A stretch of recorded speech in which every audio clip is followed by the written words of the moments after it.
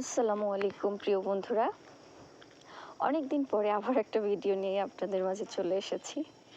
আমি আসলে চাই আপনাদের মাঝে প্রতিদিনই কিছু না কিছু শেয়ার করার জন্য, কিন্তু সময়ের কারণে আসলে হয়ে ওঠে না। তো আজকে হচ্ছে আমরা ঘুরতে যাচ্ছি, ঘুরতে বলতে বেড়াতে যাচ্ছি দাওয়াত খেতে।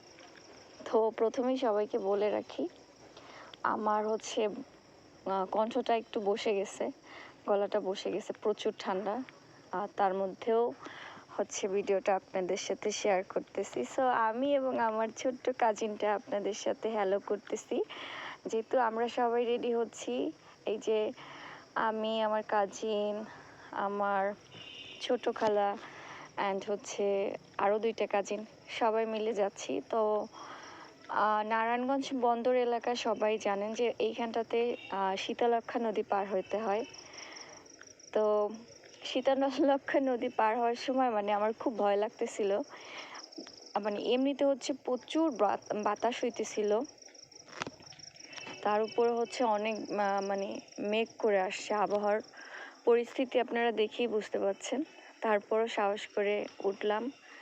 নদীতে অনেক পানির চাপ ছিল, যার কারণে আমাদের অনেকটা পথ উজানে হচ্ছে নৌকা চালাইতে হয়েছে। তো দৃশ্যটা এত সুন্দর, আসলে এটা না দেখলে বোঝা যেত না। সো আমরা অনেক কষ্টে এবং অনেক ভয় নিয়ে হচ্ছে নদী পার হয়েছি, যেহেতু আমাদের সাথে একবার আমাদের লিলিপুট ছোট কাজিনটা ছিল। সো আন্টি আর খালু তারা হচ্ছে ওকে নিয়ে একটু শক্তপোক্ত হয়ে দাঁড়াইছিল। পরিবেশটা এত সুন্দর, আর সত্যি কথা বলতে কি, আত্মীয়র বাড়ি বেড়াতে যাওয়ার একটা মজাই আলাদা। আর কথাই তো আছে, বোনের বাড়িতে যাওয়ার মজাই আলাদা। সো আমি এবং আমরা সবাই মিলে যাচ্ছি আমার আর একটা বোনের বাড়িতে। আমাদেরকে ওইখানে আজকে দুপুরে দাওয়াত আছে। সো আমরা এত সাজুগুজু করেছি, আমার লিলি টুপুট ভাইটা দেখতেই পাচ্ছেন। সবাই মাশাল্লাহ বলবেন, আর ওর জন্য সবাই একটু দোয়া করবেন, কারণ ও হচ্ছে একটু অসুস্থ। তো সবাই ওর জন্য একটু দোয়া করবেন, আমার ছোট্ট লিলিপুট ভাইটার জন্য। ও হচ্ছে আমাদের একদম সবার ছোট। তো আমরা নৌকা থেকে উঠে গেলাম। আমরা অনেক কষ্টে, যেটা বলে অনেক সাহস নিয়ে, আল্লাহর অশেষ রহমতে খুব ভালোভাবে নৌকা পার হয়ে তারপরে আমরা এক বিশাল সাগর পাড়ি দিয়েছি। যেটা আসলে যে অভিজ্ঞতাটা আমি আপনাদের সাথে শেয়ার করতে চেয়েছিলাম, কিন্তু এত আপনারা দেখতেই পাচ্ছেন আমার ছোট ভাই জুতা থেকে পানি ফেলতেছে, আর কি পরিমাণ পানি, এর ভিতরেই হচ্ছে গাড়ি চলতেছে। আমরা যেই রাস্তা থেকে যেতে হয় ওই রাস্তাটা চিনি না, যার কারণে আমরা উল্টো একটা রাস্তা দিয়ে ওদের বাসায় গিয়েছি। আর যাওয়ার পরে তো এখানে পুরা সমুদ্র, 2 থেকে 3 কিলো রাস্তা সেম এই রকমের।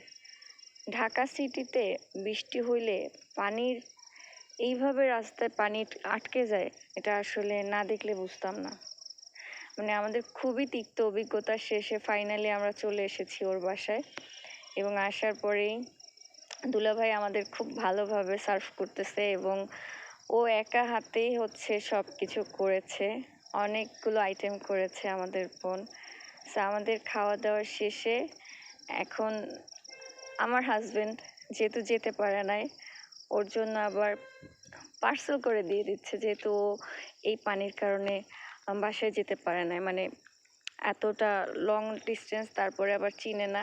সো এই কারণেও আবার কিছু খাবার আমাদেরকে বক্সে করে দিয়ে দিছে ওর জন্য। আর দেখেন, যার কথা বলেছিলাম, সে কি শান্তিতে বোনের বাসায় গিয়ে রিল্যাক্স মুডে, একদম ফুল রিল্যাক্সে আছে। এত জার্নি আমরা যে করেছি, আমাদের আসলে ওর এই রিল্যাক্স মুড দেখার পরে আমাদের সম্পূর্ণটাই হচ্ছে মুড ভালো হয়ে গেছে। আর বিশেষ করে আমাদের আয়াস আর আয়াসকেও খুব মিস করছি, কারণ ওকে ও এত দুষ্টু আর এত মাশাল্লাহ এত কিউট। সো খুব ভালো একটা সময় ছিল ওদের বাসায় বেড়ানোর সময়টা, এটা চিরস্মরণীয় হয়ে থাকবে। আর পরিবারের সাথে না সময় কাটাতে সবারই ভালো লাগে, এটা মানে কেউ যদি বলে না যে আসলে ভালো লাগে না বা কেমন, এটা আসলে মিথ্যে কথা। এক কথায় হচ্ছে মিথ্যে কথা। পরিবারের প্রত্যেকটা মানুষের সাথে সময় কাটাতে সবারই ভালো লাগে।